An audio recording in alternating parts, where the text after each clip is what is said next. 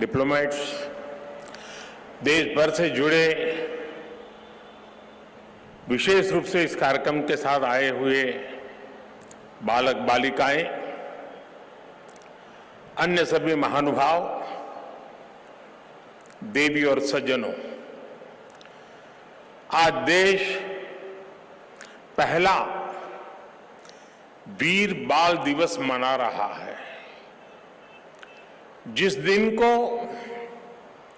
जिस बलिदान को हम पीढ़ियों से याद करते आए हैं, आज एक राष्ट्र के रूप में उसे एकजुट नमन करने के लिए एक नई शुरुआत हुई है। शहीदी सप्ताह और ये वीर बाल दिवस हमारी सिख परंपरा के लिए भावों से भरा जरूर है, लेकिन इससे आकाश जैसी अनंत प्रेरणाएं भी जुड़ी है। वीर बाल दिवस हमें याद दिलाएगा कि शौर्य की पराकाष्ठा के समय कम आयु मायने नहीं रखती।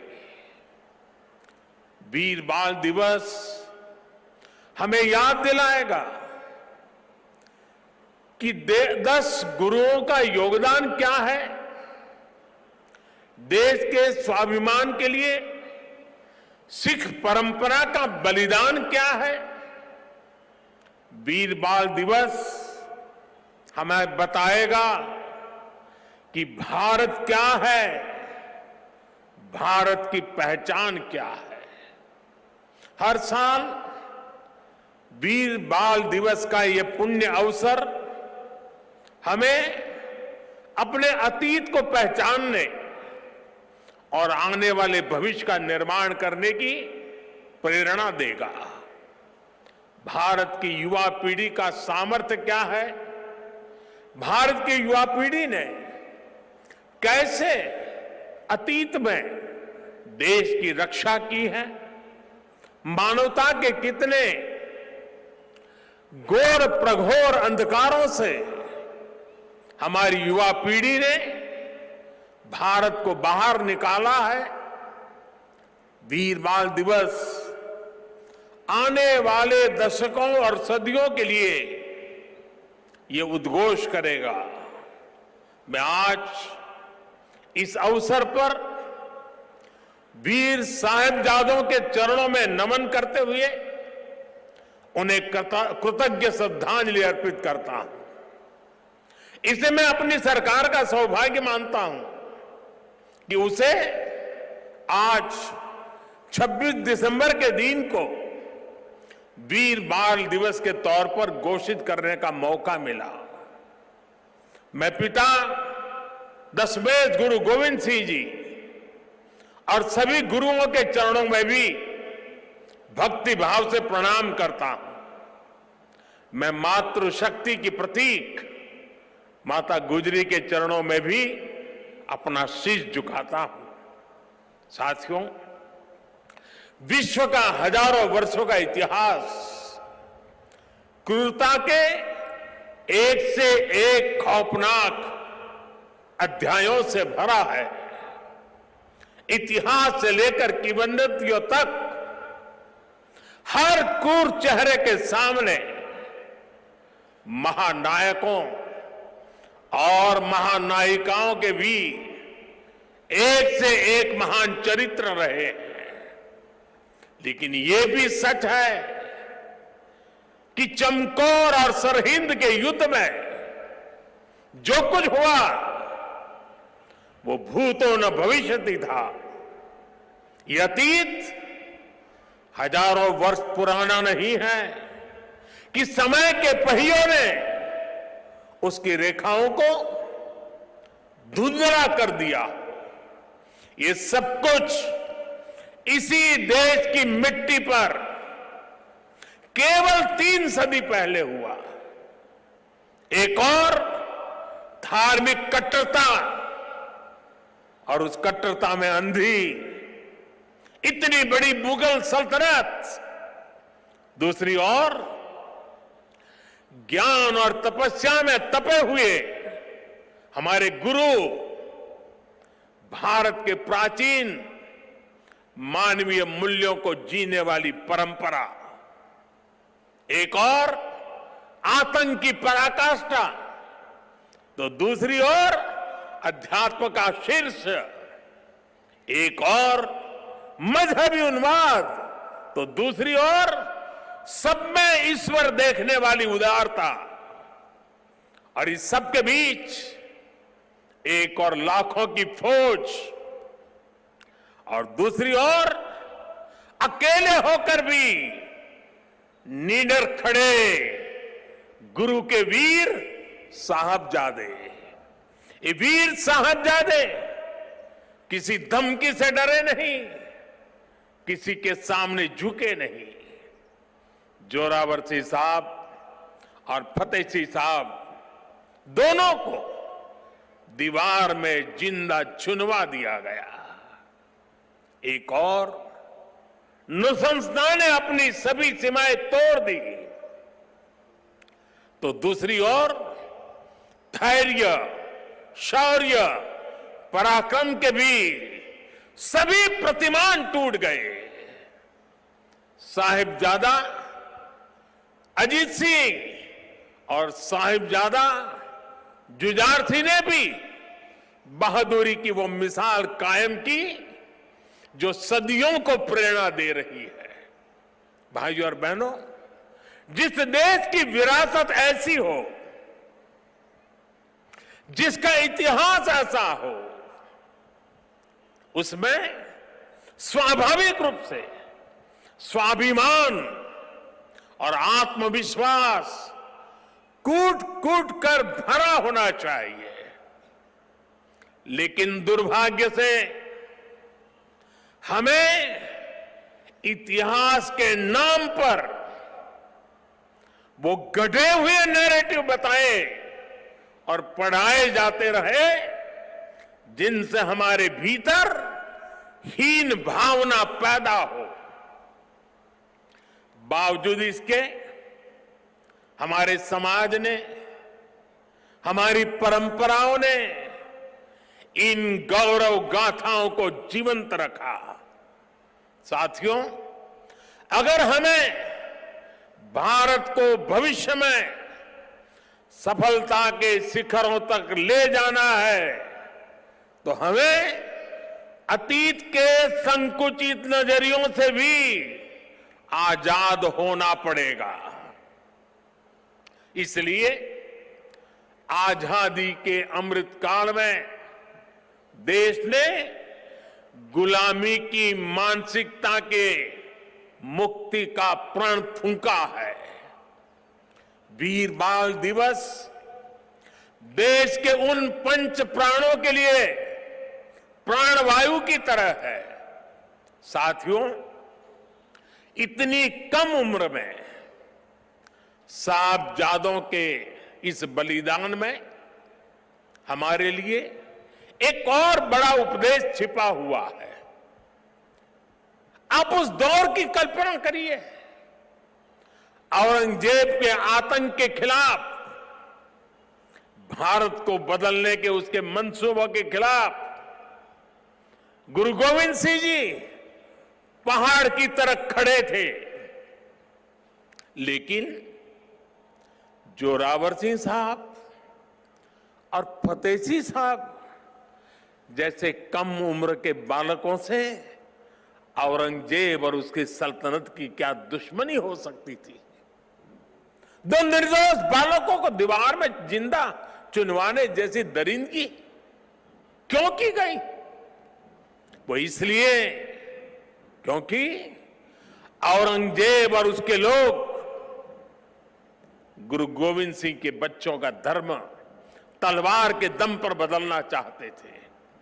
जिस समाज में, जिस राष्ट्र में उसकी नई पीढ़ी जोर जुल्म के आगे घुटने टेक देती है, उसका आत्मविश्वास और भविष्य अपने आप मर जाता है। लेकिन भारत के वो बेटे, वो वीर बालक मौत से भी नहीं घबराए।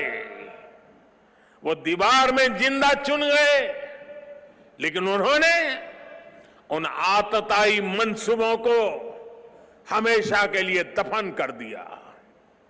यही किसी भी राष्ट्र के समर्थ युवा का सामर्थ्य होता है। युवा अपने साहस से समय की धारा को हमेशा के लिए मोड़ देता है। इसी संकल्प शक्ति के साथ आज भारत की युवा पीढ़ी भी देश को नई ऊंचाई पर ले जाने के लिए निकल पड़ी है। और इसलिए अब 26 दिसंबर को वीर बाल दिवस की भूमिका और भी अहम हो गई है।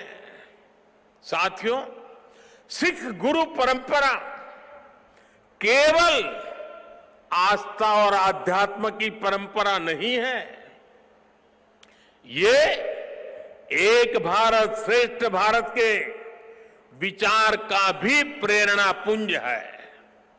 हमारे पवित्र गुरु ग्रंथ साहब से बड़ा इसका उदाहरण और क्या हो सकता है। इसमें सिख गुरुओं के साथ साथ भारत के अलग अलग कोणों से 15 संतों और 14 रचनाकारों की वाणी समाहित है। इसी तरह आप गुरु गोविंद सिंह जी की जीवन यात्रा को भी देखिए। उनका जन्म पूर्वी भारत में पटना में हुआ। उनका कार्यक्षेत्र उत्तर पश्चिमी भारत के पहाड़ी अंचलों में रहा और उनकी जीवन यात्रा महाराष्ट्र में पूरी हुई। गुरु के पंच प्यारे भी देश के अलग अलग हिस्सों से थे। और मुझे तो गर्व है कि पहले पंच प्यारों में एक उस धरती से भी था, द्वारिका से, गुजरात से, जहां मुझे जन्म लेने का सौभाग्य मिला है। व्यक्ति से बड़ा विचार, विचार से बड़ा राष्ट्र, राष्ट्र प्रथम का यह मंत्र गुरु गोविंद सिंह जी का अटल संकल्प था। जब वो बालक थे तो ये प्रश्न आया कि राष्ट्र धर्म की रक्षा के लिए बड़ी बलिदान की जरूरत है। उन्होंने अपने पिता से कहा कि आपसे महान आज कौन है, ये बलिदान आप दीजिए। जब वो पिता बने तो उसी तत्परता से उन्होंने अपने बेटों को भी राष्ट्र धर्म के लिए बलिदान करने में संकोच नहीं किया। जब उनके बेटों का बलिदान हुआ तो उन्होंने अपनी संगत को देखकर कहा, 4 मुए तो क्या हुआ, जीवत कई हजार। अर्थात मेरे 4 बेटे मर गए तो क्या हुआ, संगत के कई हजार साथी, हजारों देशवासी मेरे बेटे ही है। देश प्रथम, नेशन फर्स्ट को सर्वोपरि रखने की ये परंपरा हमारे लिए बहुत बड़ी प्रेरणा है। इस परंपरा को सशक्त करने की जिम्मेदारी आज हमारे कंधों पर है। साथियों, भारत की भावी पीढ़ी कैसी होगी, ये इस बात पर भी निर्भर करता है वो किससे प्रेरणा ले रही है। भारत की भावी पीढ़ी के लिए प्रेरणा का हर स्रोत इसी धरती पर है। कहा जाता है कि हमारे देश भारत का नाम जिस बालक भारत के नाम पर पड़ा, वो सिंहों और दानवों तक संहार करके थकते नहीं थे। हम आज भी धर्म और भक्ति की बात करते हैं तो भक्तराज प्रहलाद को याद करते हैं। हम धैर्य और विवेक की बात करते हैं तो बालक ध्रुव का उदाहरण देते हैं। हम मृत्यु के देवता यमराज को भी अपने तप से प्रभावित कर लेने वाले नचिकेता को भी नमन करते हैं, जिस नेत्री नचिकेता ने बाल्यकाल में यमराज को पूछा था, व्हाट इज डेथ, मृत्यु क्या होता है। हम बाल राम के ज्ञान से लेकर उनके शौर्य तक, वशिष्ठ के आश्रम से लेकर विश्वामित्र के आश्रम तक, उनके जीवन में हम पग पग पर आदर्श देखते हैं। प्रभु राम के बेटे लवकुश की कहानी भी हर मां अपने बच्चों को सुनाती है। श्री कृष्ण भी हमें जब याद आते हैं तो सबसे पहले कान्हा की वो छवि याद आती है, जिनकी बंशी में प्रेम के स्वर भी है और वो बड़े बड़े राक्षसों का संहार भी करते हैं।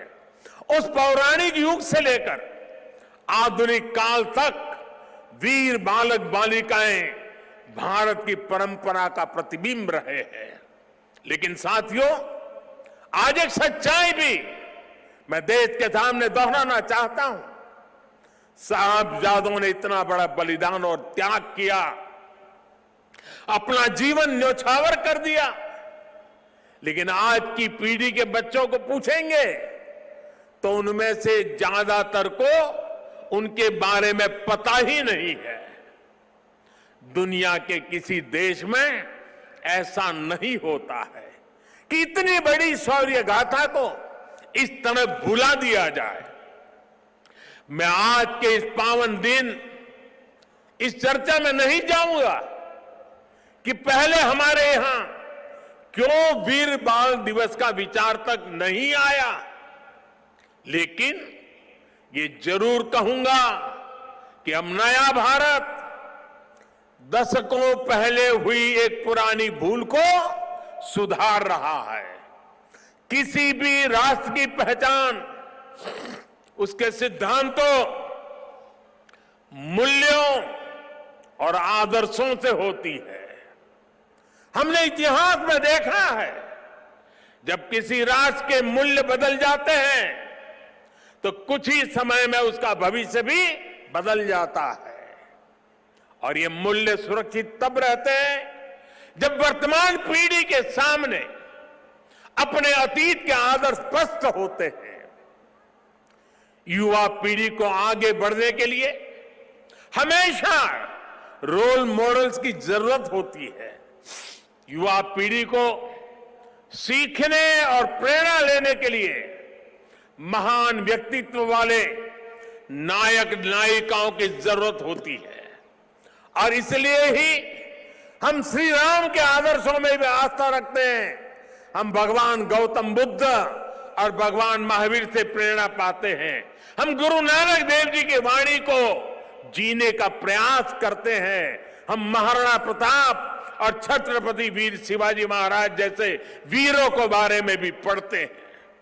इसलिए ही हम विभिन्न जयंतियां मनाते हैं। सैकड़ों हजारों वर्ष पुरानी घटनाओं पर भी पर्वों का आयोजन करते हैं।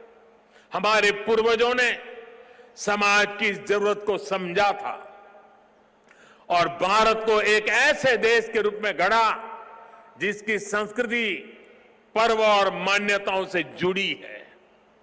आने वाली पीढ़ियों के लिए यही जिम्मेदारी हमारी भी है।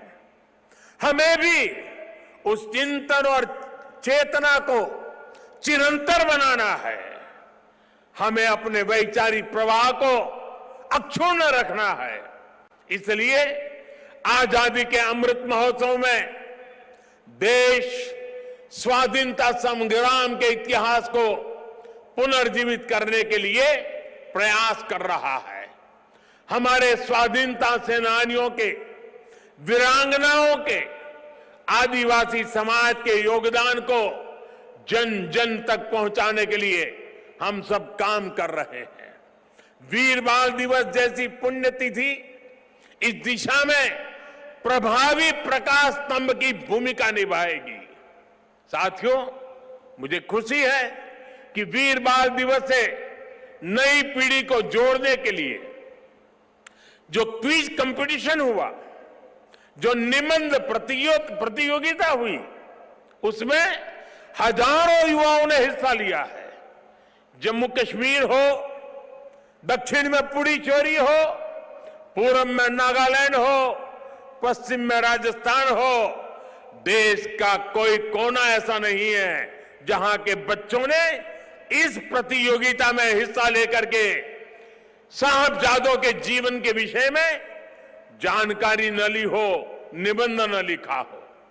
देश के विभिन्न स्कूलों में भी साहबजादों से जुड़ी कई प्रतियोगिताएं हुई है।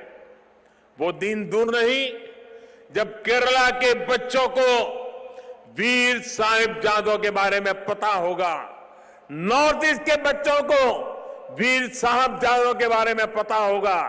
साथियों, हमें साथ मिलकर वीर बाल दिवस के संदेश को देश के कोने कोने तक लेकर जाना है। हमारे साहिबजादों का जीवन, उनका जीवनी संदेश देश के हर बच्चे तक पहुंचे, वो उनसे प्रेरणा लेकर देश के लिए समर्पित नागरिक बने।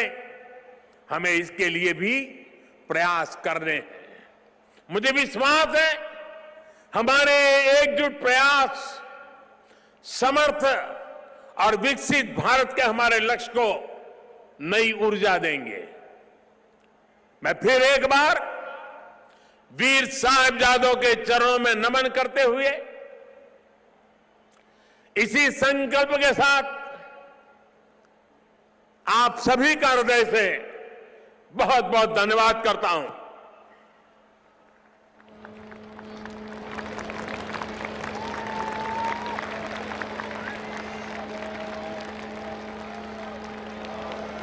देवियों सज्जनों, बहुत बहुत आभार माननीय प्रधानमंत्री श्री नरेंद्र मोदी जी का उनके इस प्रेरक संबोधन के लिए।